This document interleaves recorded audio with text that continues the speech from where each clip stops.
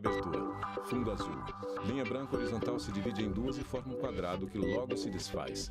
Círculo se divide horizontalmente em outros coloridos e se desfazem. No centro, repórter justiça. Mãe idosa e acamada, filha perto dela. Você é minha filha e eu vou ser sua Imagens, mãe. arquivo pessoal. Pode ser? Você quer assim? Graças a Deus. A gente sempre se deu tão bem. Obrigada. Você também é muito educada. Você é muito linda. Mãe beija a filha no rosto. Você é um amor de mãe. A inversão de papéis foi provocada pelo Alzheimer. A doença levou as memórias e a independência da mineira Ana Isabel. Eu cuidei da minha mãe por 13 anos, tá? E foi muito difícil, porque quando ela começou a parar de andar, começou a não comer mais, começou a ficar restrita na cama, ela não falava. E aí, então, a gente... É triste, gente. É muito difícil esse momento que a doença avança, esses momentos finais. Em 2015, a história delas teve um fim, com uma despedida emocionante. Eu gosto muito de você e você gosta muito de mim, não é isso? Ana Heloísa acaricia o rosto da mãe. Olha nos olhos dela. Fique em paz. Pode seguir seu caminho. Tá bom? Eu vou sem comer. Depois a gente vai encontrar de novo. Aqui, você arruma um quarto para mim bem bonito lá em cima, tá bom? Ana Heloísa, que sempre compartilhou a experiência dos cuidados com a mãe na internet, continuou na rede, sendo apoio para outros cuidadores. Desde o início da doença, eu procurei muito na internet também sobre a cura. Eu acredito na ciência, tá? E eu sei que ela vem evoluindo, que existem remédios que ajudam a parar, né? Uma parada na doença. Ela não tem cura ainda. E eu acredito que um dia a gente vai ter esse remédio para a gente curar, porque a ciência vem evoluindo. Ana e a mãe brincam com as mãos. O Alzheimer atinge cerca de 43 milhões de pessoas no mundo. Já o Parkinson, que também afeta o sistema nervoso central, aproximadamente de 6 a 5 milhões. Repórter chega em laboratório, senta em cadeira, coloca os olhos em visor de microscópio. Uma pesquisa científica pode demorar anos para ser concretizada. Aqui na UNB, há mais de 10 anos, um estudo sobre a cura de doenças neurodegenerativas está em andamento. Doenças como Alzheimer e Parkinson. Os modelos utilizados são ratos e camundongos, que passam por testes clínicos e comportamentais e têm respondido bem aos medicamentos utilizados. Camundongos em serragem. O nosso laboratório hoje tem alguns compostos, 2 compostos especiais que se mostraram muito eficientes para o tratamento dessas doenças. Nós temos do Laboratório de que diminuiu 80% a morte de neurônios na doença de Parkinson e um que melhorou, reduzindo o impacto da doença de Alzheimer, melhorando a memória nos nossos modelos. Então, nós temos 2 compostos que, inclusive, nós já fizemos a patente e estamos estudando a segurança do uso dele. Então, nós já estamos com uma pesquisa bastante avançada. Marimbondos em árvore. Os novos medicamentos têm como base o veneno de um inseto temido por muitos e considerado praga nas lavouras. Eu estudo o veneno dos marimbondos para identificar esses neuroprotetores. Então, é uma pesquisa que se inicia com o estudo do veneno dos marimbondos e, a partir daí, o desenvolvimento desses novos medicamentos. E esses marimbondos são presentes na biodiversidade brasileira. Pesquisadora em laboratório. A pesquisa é feita com ratos e camundongos, modelos que são utilizados no mundo inteiro e necessários para esse tipo de estudo. O nosso cérebro é extremamente complexo. E doenças que afetam o sistema nervoso são mais complexas ainda, são mais difíceis da gente terem modelos que não são modelos em vivo, né? Então a gente não tem modelos que a gente possa, por exemplo, descobrir a cura do Alzheimer em células, porque o sistema nervoso é muito complexo. Então, para algumas doenças, a gente ainda mantém a necessidade de modelos em vivo. Todas as nossas forças, nossos conhecimentos são para que os animais não sofram, não tenham estresse, não tenham ansiedade desnecessária. O Brasil possui uma lei federal que regulamenta a experimentação animal. A Lei 11.794 de 2008, conhecida como Lei Arouca, em menção a seu autor, o então deputado federal Sérgio Arouca, estabelece um conjunto de regras, como a criação do Conselho Nacional de Controle de Experimentação Animal, CONSEA, e a constituição de comissões de ética no uso de animais, as CEUAS. A Lei Arouca, ela estabelece parâmetros e diretrizes que, a longo prazo, resultará na abolição de todo e qualquer tipo de experimentação animal. Porque um dos nortes é exatamente a substituição do modelo animal por outros modelos, como, por exemplo, tecido celular, como, por exemplo, modelagem matemática. Os animais podem participar apenas de uma pesquisa e devem ser mantidos em ambientes que proporcionam condições adequadas e barreiras sanitárias. Depois que os resultados são obtidos, quando a pesquisa não inclui a eutanásia para avaliação dos órgãos, eles são aposentados. O especialista em direito animal ressalta que a Lei Arouca também trouxe avanços nesse sentido. Segundo dados do CONSEA,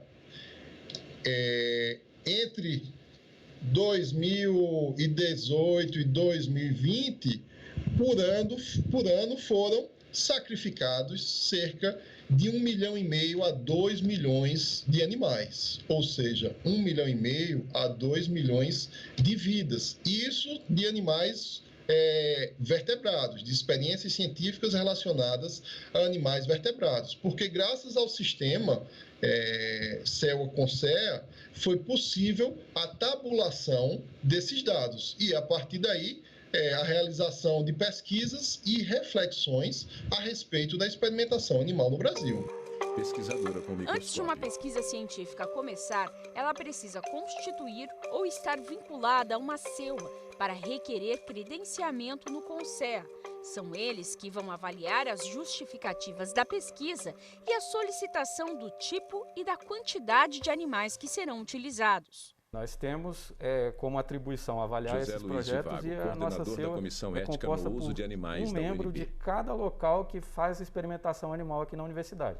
Então nós temos médicos veterinários e biólogos que, por obrigação da lei, têm que compor uma comissão de ética, mas também temos farmacêuticos, biotecnologistas, zootecnistas, várias áreas que envolvam o animal.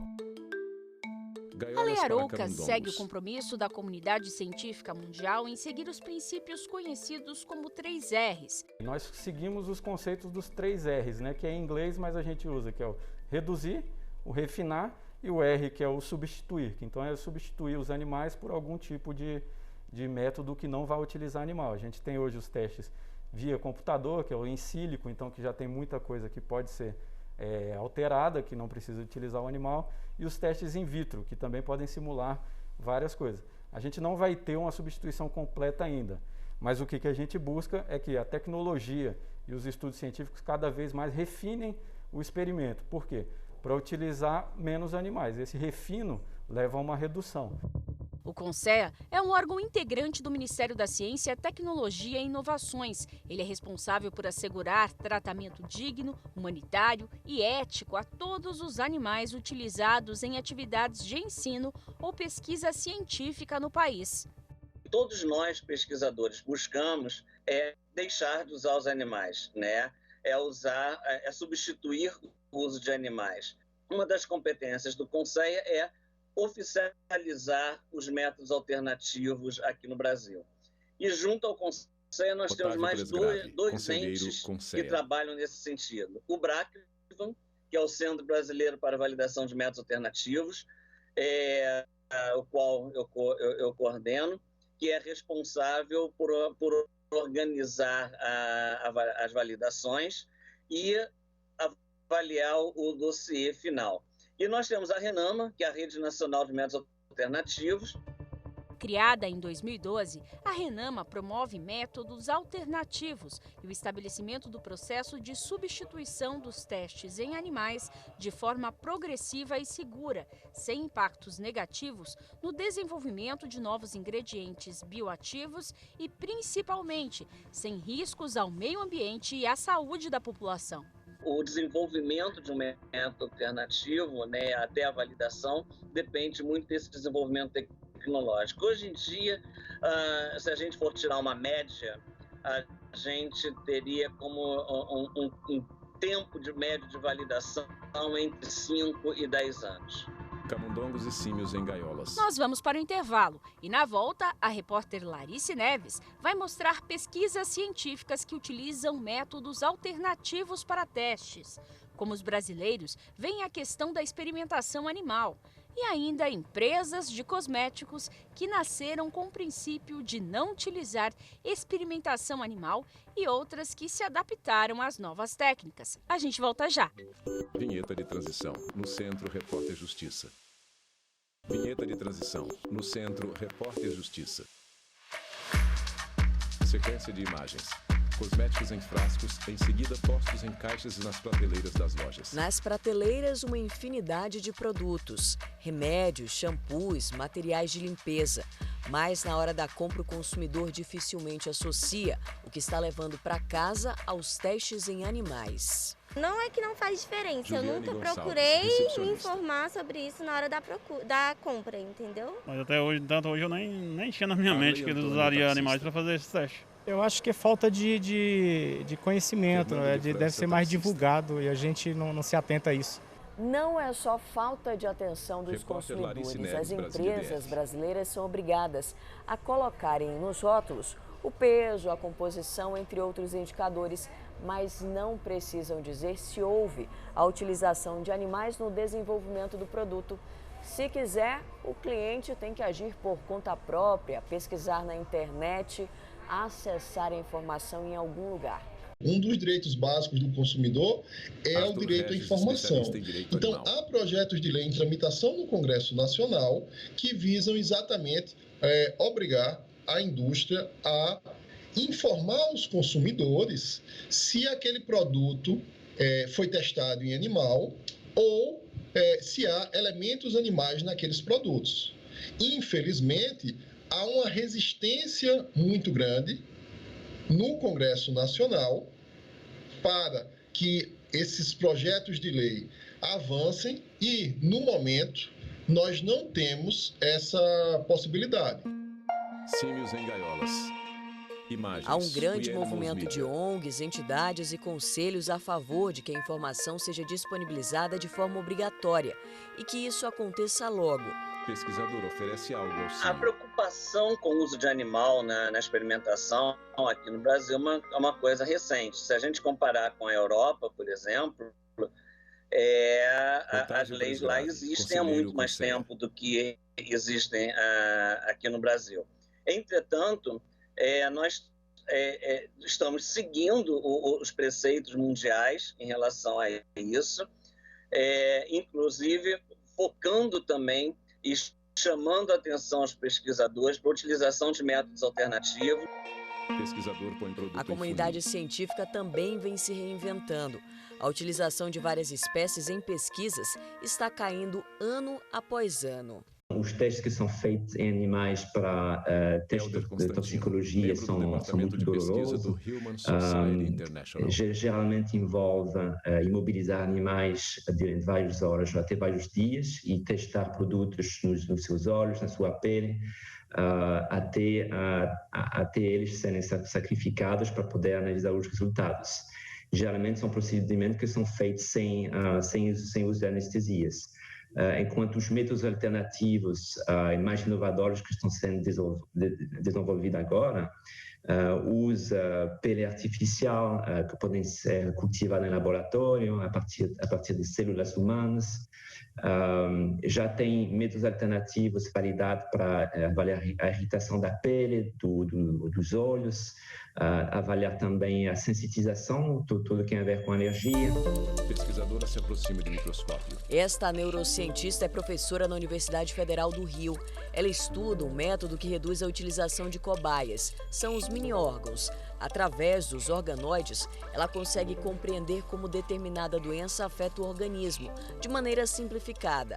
Só depois disso, ela parte para os testes em animais e humanos. E o que acontece muitas vezes é o que a gente chama de um problema de translação. Quando a gente vai do modelo animal para o modelo humano, quer dizer, para o ser humano, coisas que funcionaram nos animais não funcionam nos seres humanos. Coisas que não foram tóxicas nos animais são tóxicas para seres humanos. Enfim, existe um problema, óbvio, né, nessa questão. As pesquisas são realizadas no Laboratório Nacional de Células-Tronco Embrionárias, o LANCE. A tecnologia é bastante recente. O método pode ser utilizado em vários tipos de testes, inclusive de novos medicamentos. A gente tem moléculas que já são utilizadas para outros fins, que a gente pode tentar entender como elas funcionam e, assim, buscar novas maneiras de tratamentos para doenças neurológicas, no caso, né? Então, e compreendendo como elas funcionam. Pesquisadora com os olhos no visor do microscópio. Métodos com animais. Já esta pesquisadora estuda um dos sintomas mais comuns da Covid-19, a perda de olfato. Ela analisa reações neurológicas. Esse tipo de estudo normalmente é feito com peixes e roedores. Agora, o procedimento é realizado com os zebrafiches. São embriões de peixes que não possuem um sistema nervoso formado. A gente está utilizando essa técnica, né, essa espécie de peixe, para que a gente consiga entender como é que o coronavírus atinge esse local, né, o olfato, e se existe um componente neurológico, se existe alguma possibilidade desse efeito ser causado por neurodegeneração. Então, é uma espécie que tem aplicações dentro de várias áreas da toxicologia, da neuropsiquiatria, da farmacologia, enfim, tem muitas aplicações, e quanto mais passa o tempo, mais a gente entende a importância desse teste. Peixes em aquários. O método facilita a pesquisa e já foi ampliado para diversos estudos, inclusive para depressão e zika vírus. E lembrando que a gente utilizando a espécie, os estágios embrionários, né, êmbrio larval dessa espécie de peixe, a gente tem um organismo bastante sensível e a gente consegue utilizar sem levar ao sofrimento dos animais, né? Então veio, né, esses testes com embriões, veio para substituir os testes com organismos adultos, né, com peixes adultos. Químico faz anotações. A computação gráfica surge ainda como outra alternativa para analisar casos de inalação de substâncias, como cigarro eletrônico e agrotóxicos. Este grupo utiliza, além disso, o método in vitro. Nós acreditamos que a toxicologia in vitro e a ciência não animal é uma ciência em plena expansão. Os modelos eles são bastante confiáveis para prever o efeito tóxico para seres humanos e também para o meio ambiente. Então, nós acreditamos que certamente no futuro muito próximo nós não utilizaremos mais modelos animais. Nós ainda não sabemos quando é que isso vai acontecer, mas nós acreditamos que breve, em ciência, nosso breve seria algumas décadas. Pesquisadora insere material em pequeno frasco. Mulher tem seus lábios maquiados. O Repórter Justiça vai para o intervalo e na volta vamos conhecer como funcionam os testes na indústria da beleza.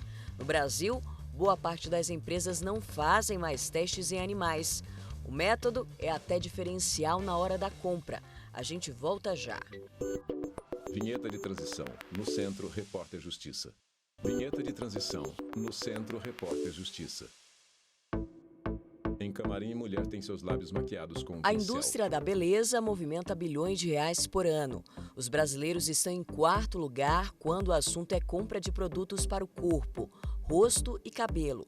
Perdemos apenas para os americanos, para os chineses e japoneses. Mas, antes de entrarem no mercado, muitos produtos de higiene e beleza são testados em animais. Ratos, coelhos, macacos, porcos, entre outras espécies. Situação que tem mudado. Com carrinho, pesquisadora traz material. Criada em 2013, esta indústria instalada em Brasília vende cosméticos. O diferencial aparece no rótulo. Tudo é natural e vegano. A empresa só conseguiu a certificação em janeiro de 2019. É a primeira indústria de cosméticos naturais e veganos do Centro-Oeste a ter o aval da Anvisa. 11 produtos são certificados, nenhum foi testado em animal. Hoje, os shampoos, cremes e óleos são vendidos em 21 estabelecimentos do DF. A marca conquistou um público fiel. Nem passou pela nossa cabeça fazer testes em animais e nem usar produtos derivados de animais também. Na verdade, é um despertar até coletivo, né? Eu tinha essa opção de ética, de fazer testes nas pessoas porque elas usariam os cosméticos, elas seriam beneficiadas, ou em animais que ia completamente contra assim, todos os nossos princípios. Frascos de creme corporal. No começo, a empresa conta que foi difícil achar quem quisesse apostar na ideia. Mas hoje o crescimento nas vendas é a prova de que lojas e consumidores estão buscando cada vez mais produtos assim. Uma tendência mundial que veio para ficar. Todos os protocolos de segurança são seguidos e respeitados. Cada vez que a equipe desenvolve um produto novo, ele passa por uma série de etapas. A opção por não realizar testes em animais em nenhum momento torna o processo mais caro. Sai mais caro e é um pouco mais demorado também, mas não houve problema nem questões nenhuma assim. Eles explicam isso. Os animais, caso eles fiquem cegos, eles não são indenizados, né? Eles não precisam, a família não precisa ser indenizada. No caso de teste em humanos, os humanos precisam ser remunerados, né? Então, existe esse preço, esse custo aí para a empresa que está fazendo esses testes. Sol atrás das nuvens. Quase 40 países do mundo já aboliram o uso de animais em testes cosméticos. Aqui na América Latina, a Colômbia foi o primeiro a proibir a prática. Lá, inclusive, uma lei que entrará em vigor em 2024 restringirá também a importação de produtos assim. Bairro colombiano.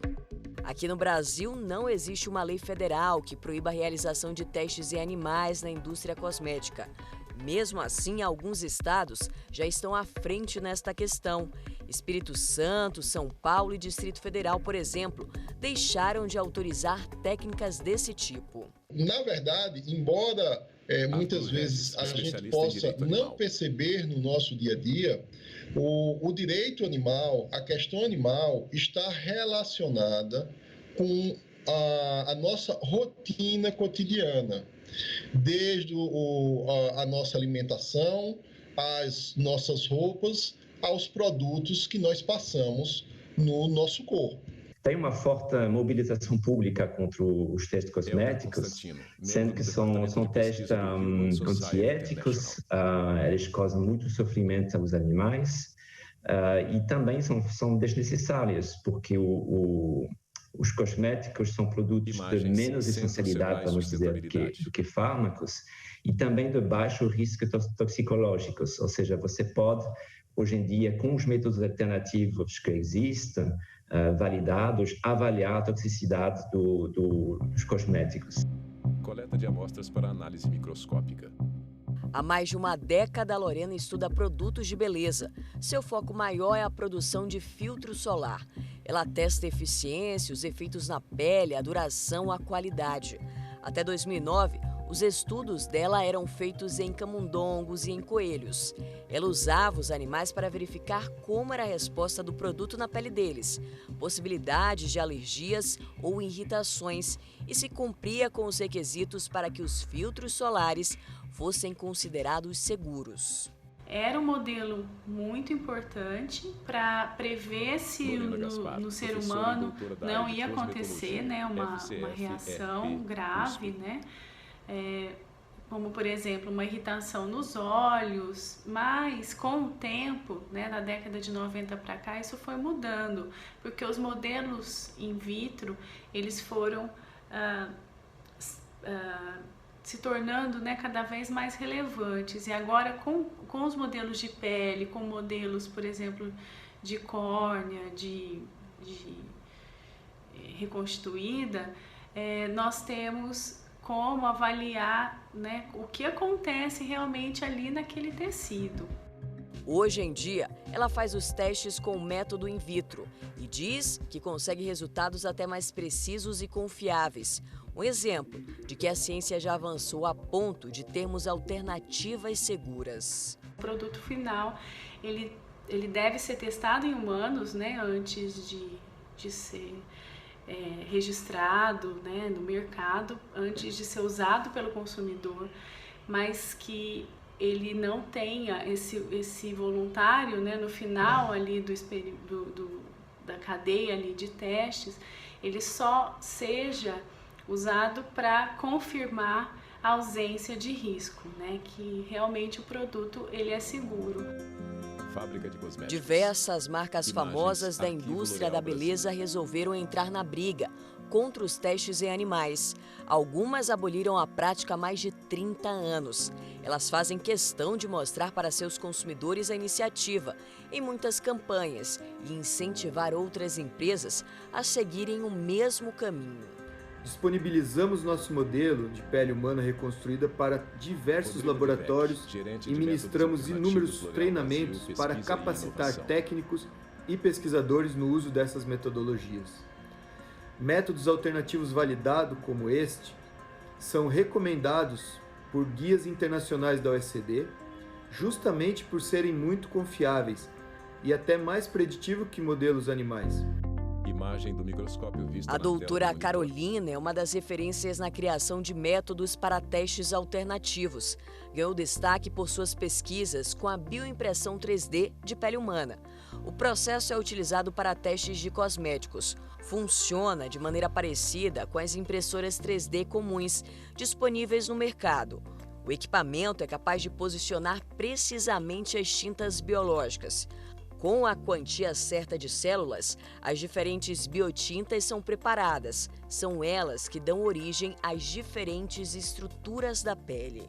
A gente não está buscando apenas a substituição dos modelos animais. A gente quer modelos que sejam mais próximos ao humano. Então a gente sabe sim que existem muitas diferenças entre o modelo animal e o in vivo, a nossa pele, o nosso organismo. Então, por exemplo, falando de pele, a gente pode, comparando o modelo de rato, de camundongo, né? A quantidade, a densidade de folículos é muito maior no modelo animal do que em ser humano.